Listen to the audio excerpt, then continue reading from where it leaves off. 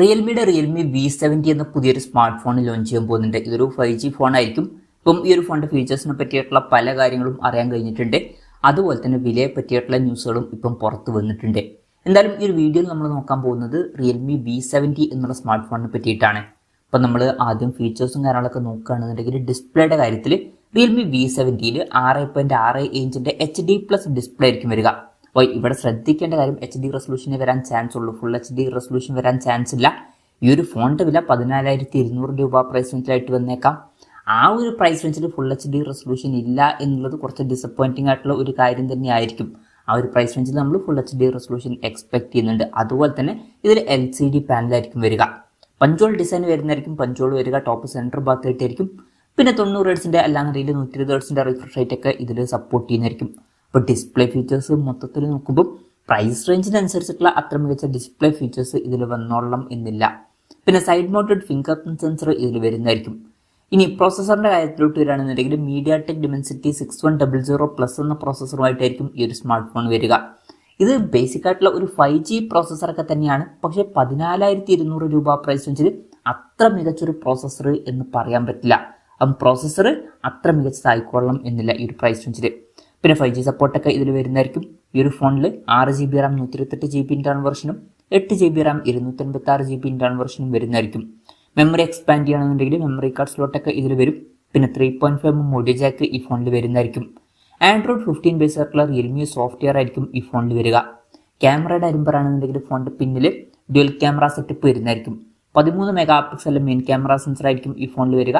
രണ്ടാമത് ഒരു AI സെൻസറും വരുന്നതായിരിക്കും. അപ്പം ഇതിൽ അൾട്രാ വൈഡ് ആംഗിൾ ലെൻസ് പോലുള്ള കാര്യങ്ങളൊന്നും വന്നോളണം എന്നില്ല. ഫ്രണ്ടിൽ 8 MP സെൽഫി ക്യാമറയും വരുന്നതായിരിക്കും. അപ്പോൾ ഈ ഒരു ഫോണിൽ ബേസിക് ആയിട്ടുള്ള ഒരു ക്യാമറ സെറ്റപ്പ് മാത്രം വരാനാണ് സാധ്യത. അത്ര മികച്ചൊരു ക്യാമറ സ്പെസിഫിക്കേഷൻ വന്നോളണം എന്നില്ല. ബാറ്ററിയുടെ കാര്യത്തിൽ 5000 mAh ബാറ്ററി വരുന്നതായിരിക്കും. പക്ഷേ 15 വാട്ടിൻ്റെ ഫാസ്റ്റ് ചാർജിംഗ് സപ്പോർട്ട് ഇതിൽ വരാൻ സാധ്യതയുള്ളൂ. അപ്പം ഈ ഒരു പ്രൈസ് റേഞ്ചിന് പറ്റിയിട്ടുള്ള ഒരു ചാർജിങ് സ്പീഡൊന്നുമല്ല ഇത്. അപ്പം അതും കുറച്ച് ഡിസപ്പോയിൻറ്റിംഗ് ആയിട്ടുള്ള ഒരു കാര്യമായിരിക്കും. പിന്നെ Type-C ചാർജിംഗ് പോർട്ടും ഇതിൽ വരുന്നതായിരിക്കും. അപ്പം അത്ര മികച്ചൊരു ബാറ്ററി സെറ്റപ്പ് ഇതിൽ വന്നോളണം എന്നില്ല.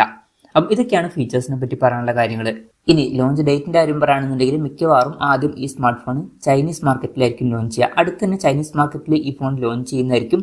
പിന്നെ ഇന്ത്യയിൽ ലോഞ്ച് ചെയ്യുമെന്ന് വെച്ചാൽ ചിലപ്പം ലോഞ്ച് ചെയ്തേക്കാം. ഇനി അഥവാ ലോഞ്ച് ചെയ്യുകയാണെങ്കിൽ തന്നെ ഈ ഒരു പേരിലായിട്ടായിരിക്കില്ല ഈ ഫോൺ ലോഞ്ച് ചെയ്യുക.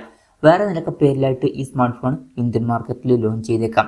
കൺഫർമേഷൻസ് ഒന്നുമില്ല. അതിനെ പറ്റിയിട്ടുള്ള എന്തെങ്കിലുമൊക്കെ ന്യൂസുകൾ വരികയാണെന്നുണ്ടെങ്കിൽ അതിനെ പറ്റിയിട്ടുള്ള വീഡിയോസൊക്കെ നമ്മൾ ചെയ്യുന്നതായിരിക്കും. അപ്പം അതുപോലുള്ള വീഡിയോസ് കാണാൻ താല്പര്യമുണ്ടെന്നുണ്ടെങ്കിൽ ഈ ചാനൽ സബ്സ്ക്രൈബ് ചെയ്യാവുന്നതാണ്.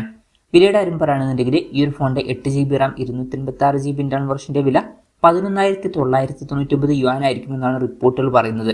അതായത് 14,200 രൂപ പ്രൈസ് റേഞ്ചിൽ. ആ ഒരു പ്രൈസ് റേഞ്ചിൽ ഈ പറഞ്ഞിട്ടുള്ള ഫീച്ചേഴ്സ് എങ്ങനെയുണ്ടെന്ന് വെച്ചാൽ അത്ര മികച്ച ഫീച്ചേഴ്സ് ഒന്നുമല്ല. ഈ ഒരു പ്രൈസ് റേഞ്ചിന് പറ്റിയിട്ടുള്ള ഡിസ്പ്ലേ ഫീച്ചേഴ്സ് വരുന്നില്ല. പ്രോസസ്സർ അത്ര മികച്ചത് എന്ന് പറയാൻ പറ്റില്ല. ക്യാമറ സ്പെസിഫിക്കേഷൻ അത്ര മികച്ചത് എന്ന് പറയാൻ പറ്റില്ല. അതുപോലെ തന്നെ ബാറ്ററി സെറ്റപ്പും കുറച്ച് ഡിസപ്പോയിൻറ്റിംഗ് ആണ്. മൊത്തത്തിൽ നോക്കുമ്പോൾ ഈ ഒരു പ്രൈസ് റേഞ്ചിന് പറ്റിയിട്ടുള്ള ഫീച്ചേഴ്സ് ഇതിൽ വന്നോളണം എന്നില്ല. ഇനി ഇന്ത്യൻ മാർക്കറ്റിൽ ഈ ഫോൺ റീബ്രാൻഡ് ചെയ്തിട്ട് ലോഞ്ച് ചെയ്യുകയാണെന്നുണ്ടെങ്കിൽ ഇത്രയും കൂടിയൊരു പ്രൈസിൻ്റെ വന്നോളണം എന്നില്ല.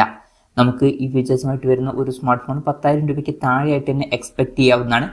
ഒരു 8,000-9,000 രൂപ പ്രൈസ് റേഞ്ചിലൊക്കെ ആയിട്ട് ഈ ഫോൺ ഇന്ത്യൻ മാർക്കറ്റിൽ ലോഞ്ച് ചെയ്യുകയാണെന്നുണ്ടെങ്കിൽ ലോഞ്ച് ചെയ്തേക്കാം. കൺഫർമേഷൻസ് ഒന്നുമില്ല, ജസ്റ്റ് നമ്മുടെ എക്സ്പെക്ടേഷൻ പറഞ്ഞു എന്നേ ഉള്ളൂ. എന്തായാലും റിയൽമി V70 എന്ന പുതിയൊരു സ്മാർട്ട് ഫോൺ ലോഞ്ച് ചെയ്യാൻ പോകുന്നുണ്ട്. ഈ ഒരു ഫോണിനെ പറ്റിയിട്ടുള്ള നിങ്ങളുടെ അഭിപ്രായം ജസ്റ്റ് ഒന്ന് കമൻറ്റ് ചെയ്യുക. അതുപോലെ തന്നെ ഈ ഒരു സ്മാർട്ട് ഫോൺ ഇന്ത്യൻ മാർക്കറ്റിൽ നിങ്ങൾ ഏത് പ്രൈസിങ്ങിലാണ് എക്സ്പെക്ട് ചെയ്യുന്നത് എന്നുള്ള കാര്യം കൂടി ജസ്റ്റ് ഒന്ന് കമൻറ്റ് ചെയ്യുക.